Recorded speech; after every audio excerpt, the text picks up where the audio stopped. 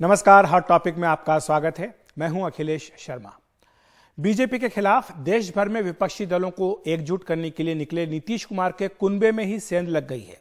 बिहार के सत्तारूढ़ महागठबंधन में शामिल जीतन राम मांझी की पार्टी हिंदुस्तानी अवाम मोर्चा हम अब बाहर का रास्ता लेते दिखाई दे रही है। मांझी के बेटे और नीतीश सरकार में मंत्री संतोष सुमन मांझी ने इस्तीफा दे दिया है। पटना में 23 जून को विपक्षी पार्टियों की बड़ी बैठक से पहले हुआ यह घटनाक्रम नीतीश कुमार के लिए झटका माना जा रहा है। आरोप लगाया जा रहा है कि यह सब बीजेपी के इशारे पर हो रहा है। पिछले महीने ही जीतन राम मांझी दिल्ली आकर गृह मंत्री अमित शाह से मिले भी थे। हालांकि संतोष सुमन का कहना है कि उनकी पार्टी महागठबंधन में बनी रहेगी। और आपको बताएं कि बिहार में 3 बड़ी ताकत हैं, बीजेपी, आरजेडी और जेडीयू। इनमें से 2 पार्टियां जहां साथ हों वहां पलड़ा भारी हो जाता है। फिलहाल आरजेडी और जेडीयू साथ हैं, इन्हें कांग्रेस और लेफ्ट पार्टियों का भी साथ मिला हुआ है। इनके मुकाबले के लिए बिहार में बीजेपी अपने आप को तैयार कर रही है और इसीलिए बिहार में एनडीए के विस्तार की कवायद कुछ समय से चल रही है। बीजेपी के साथ वहां पर लोक जनशक्ति पार्टी का एक धड़ा है और चिराग पासवान वाले धड़े को भी बीजेपी अपने साथ वहां पर लेना चाह रही है बिहार में। इसके साथ ही जीतन राम मांझी, जो पहले भी बीजेपी के साथ रह चुके हैं, एक बार फिर एनडीए का हिस्सा बन सकते हैं। उपेंद्र कुशवाहा और आरसीपी सिंह भी बीजेपी के साथ आ गए हैं। इसी तरह वीआईपी पार्टी को भी बीजेपी साथ लेने का प्रयास कर रही है। तो ये कुल मिलाकर के बीजेपी की अपनी ताकत बढ़ाने की कोशिश है बिहार में, और शायद जीतन राम मांझी का जो आज का कदम है इसको इसी तौर पर देखा जा रहा है। बातचीत करने के लिए हमारे साथ संतोष कुमार सुमन मांझी, जिन्होंने कि आज इस्तीफा दिया है, आज के न्यूज मेकर है, हमारे साथ जुड़ गए हैं। संतोष जी, बहुत बहुत स्वागत है आपका एनडीटीवी इंडिया पर। सबसे बड़ी बात तो यही कि शायद आपको रोकने का प्रयास नहीं किया जा रहा है, क्योंकि ये बात आ रही है कि आपका जो इस्तीफा है वो मंजूर किया जा रहा है। तो इसका मतलब ये भी है कि जो बात कही जा रही है कि क्या ये दबाव देने के लिए इस्तीफा था? नहीं, ऐसी कोई बात नहीं थी कि दबाव देने के लिए इस्तीफा था। हम लोग ने पूरी कोशिश की कि हम महागठबंधन के साथ रहें, नीतीश जी के साथ रहें, लेकिन एक ऐसा विषय हम लोग के समक्ष में आया, वो विषय हम लोग के लिए कबूल नहीं था कि पार्टी को मर्ज करना है। इसलिए हम लोग बेहतर समझे कि हम लोग अलग हो जाएं, और हमने बहुत ही सद्भाव से या बहुत ही विनम्र भाव से हम लोग माननीय नीतीश कुमार जी के साथ अलग हो गए कि हम लोग पार्टी के अस्तित्व को बनाए रखेंगे। हमारी पार्टी है, पार्टी से ही हमारी पहचान है, पद तो आते जाते रहते हैं। लेकिन संतोष जी, आप तो मतलब आपके पिताजी जो हैं वो तो नीतीश कुमार जी के साथ पहले भी रहे हैं, तो उसके बाद अलग निकल कर ही उन्होंने पार्टी बनाई थी। तो ये दबाव क्यों दिया जा रहा था आपके ऊपर कि आप अपनी पार्टी का विलय जेडीयू में कर दें? देखिए, हर पार्टी की अपनी रणनीति होती है, और निश्चित तौर पर ऐसी घटनाक्रम हुई थी जिससे हमारी पार्टी का गठन हुआ। हम लोग सभी जनता दल यूनाइटेड में थे, नीतीश कुमार जी के साथ में थे। ऐसी घटनाक्रम बिहार में हुई जिससे एक पार्टी बनी, और पार्टी बनने के बाद भी हम लोग का कहीं न कहीं जुड़ाव नीतीश कुमार जी के साथ रहा, और हम लोग उनको नेता मानते रहे, और उनके जो कार्य है बिहार में उन पर हम लोग विश्वास किया, उनका समर्थन देते रहे। और हम लोग की यही मंशा थी अंतिम क्षण तक कि हम लोग उनके साथ रहें। लेकिन ऐसी परिस्थितियां आई, और किस कारण से आई इसकी जानकारी हम लोग को नहीं है। और जो जनता दल यूनाइटेड की तरफ से एक प्रस्ताव आया, वो प्रस्ताव था कि आप पार्टी का विलय कर लें। हमने कहा कि हम आपके साथ हैं, और अनकंडीशनल सपोर्ट हमारे नेता आदरणीय श्री जीतन राम मांझी जी बोले हैं कि हम नीतीश जी के साथ रहेंगे। लेकिन उसके बाद भी हमारे सामने प्रस्ताव आता रहा, और हम सब बैठ करके डिसाइड किए। हम पार्टी के विभिन्न स्तर के नेताओं से बातचीत करने के बाद, हमारे माननीय विधायकों से बातचीत करने के बाद, सबने हमने सोचा कि नहीं, हम पार्टी के अस्तित्व को खत्म नहीं करेंगे। पार्टी है तो सब लोग हैं। इतना बड़ा हमने जन समर्थन हासिल किया, लाखों लोग हमारे पार्टी की तरफ देख रहे हैं, हमारे कार्यकर्ता हमारे साथ जुड़े हैं। उनके साथ न्याय नहीं होगा, संघर्ष का रास्ता अपनाना चाहिए, और हम सब ने संघर्ष का रास्ता अपनाने के लिए स्वेच्छा से महागठबंधन की जो सरकार है, माननीय नीतीश कुमार जी की अगुवाई में सरकार चल रही थी, उससे हम स्वेच्छा से अलग हो गए। लेकिन संतोष जी, कुछ महीने पहले मांझी साहब ने यह कहा था नीतीश कुमार जी की उपस्थिति में कि वो कसम खा रहे हैं कि नीतीश कुमार का साथ कभी नहीं छोड़ेंगे। तो फिर अब ऐसा क्या हो गया कि साथ छोड़ने की बात आ रही है? जी, निश्चित तौर पर हमारे नेता श्री जीतन राम मांझी जी ने कसम खाई थी, और उस कसम पर हम तो आज भी कायम थे। हमने तो आखिरी प्रयास किया कि हम उनके साथ में रहें, और पूरी कोशिश हमारी थी। और पूर्णिया के मंच में भरे भीड़ में माननीय नीतीश कुमार जी बोले कि आप कहीं नहीं जाइए। इसका मतलब कहीं न कहीं अविश्वास था।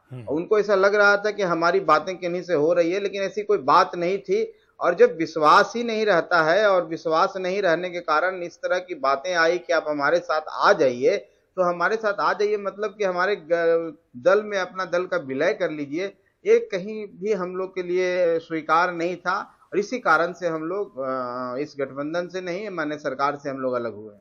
लेकिन संतोष जी, जो आपने बात की कि विश्वास होना जरूरी है, तो अविश्वास कहीं ना कहीं पैदा हुआ। क्या इसका कारण यह भी था कि पिछले महीने मांझी साहब आए थे और यहां पर गृह मंत्री अमित शाह से मिले थे, उसके बाद से ही यह सुगबुगाहट शुरू हुई कि आप जो है बीजेपी के साथ, एनडीए के साथ जा सकते हैं?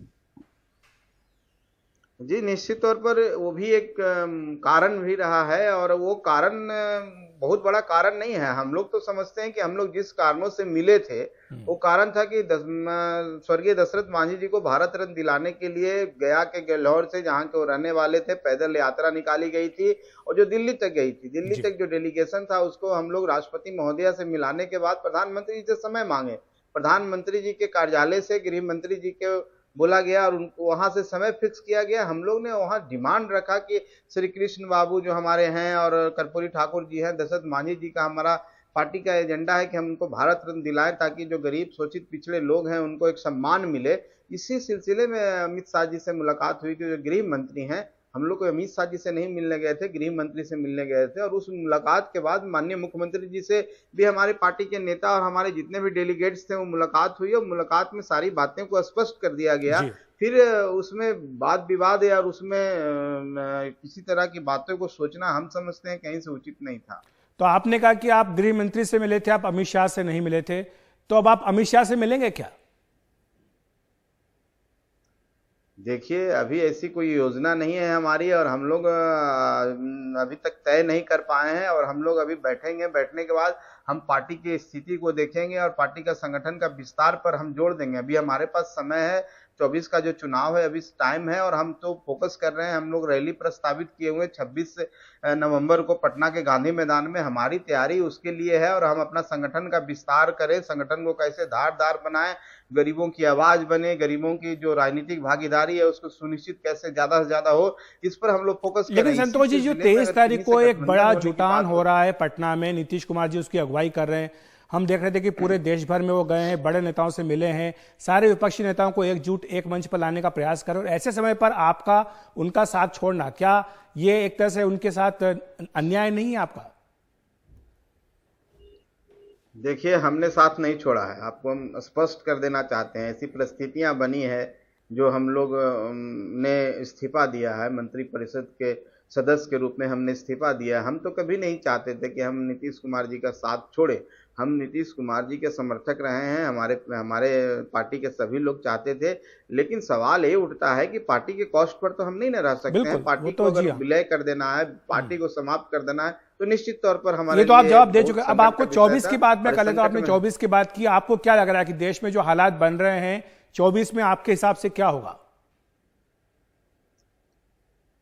देखिए, अभी कोई भी भविष्यवाणी करना बहुत ही मुश्किल काम है। 24 में क्या बातें होंगी, अभी किस तरह से स्थितियां परिस्थितियां चेंज होगी, क्या डेवलपमेंट है, और उसके बाद आने वाला 2-3 महीने में सारी बातें होंगी। विपक्ष का जो प्रयास है कि सब लोग एकजुट हो जाएं, पहले अगर एकजुट होते हैं तभी जाकर के कोई लड़ाई लड़ पाएंगे, क्योंकि आज तो इनके पास कोई नेता ही नहीं है। किसके फेस पर ये चुनाव लड़ेंगे? वहां एक नेता है जिसको सब लोग उनको मान रहा है, और पूरे देश के लोग मान रहा है।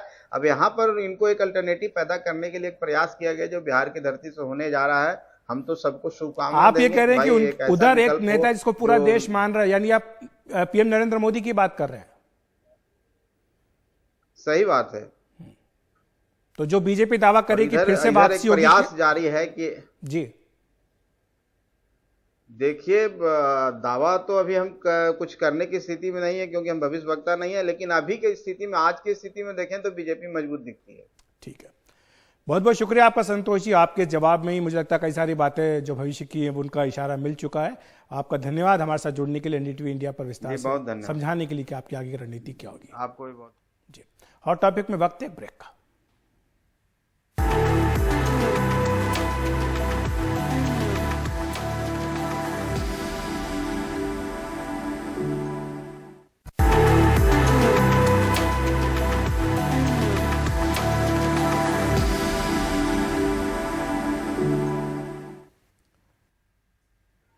पीएम नरेंद्र मोदी ने रोजगार मेले के तहत आज 43 जगहों पर 70,000 लोगों को वीडियो कॉन्फ्रेंस के जरिए नियुक्ति पत्र बांटा। लेकिन इस मौके पर उन्होंने परिवारवाद, वंशवाद और भ्रष्टाचार को लेकर पिछली सरकारों पर जमकर हमला बोला। पीएम मोदी ने कहा कि भ्रष्टाचार पहले की सरकारों की पहचान हुआ करती थी। लालू यादव का नाम लिए बिना उन्होंने कहा कि कुछ लोग तो नौकरी के बदले जमीन तक लिखवा लिया करते थे। पीएम ने कहा कि उनका तो रेड कार्ड है और हमारा युवाओं के लिए सेफ गार्ड है। ये स्वार्थी राजनीतिक दल जॉब्स के लिए रेड कार्ड बनाते हैं। अब देखिए, कुछ दिन पहले एक और मामला सामने आया था। रेलवे के एक मंत्री ने जॉब दे के बदले में गरीब किसानों की जमीनें लिखवा ली थी। जॉब के बदले में जमीन पड़ा ली। वो भी केस सीबीआई में चल रहा है, कोर्ट में चल रहा है। और 17 जून को एनडीटीवी उत्तर प्रदेश को लेकर दिन भर का कॉन्क्लेव कर रहा है। इस कॉन्क्लेव में उत्तर प्रदेश की चुनौतियों, उसकी उम्मीदों, उसके बदलावों पर भी बात होगी। इस कॉन्क्लेव में यूपी के जाने माने नेताओं सहित अलग अलग क्षेत्रों के विशेषज्ञ हिस्सा लेंगे। तो जरूर देखें 17 जून को दिन भर। और हॉट टॉपिक में इतना ही। नमस्कार।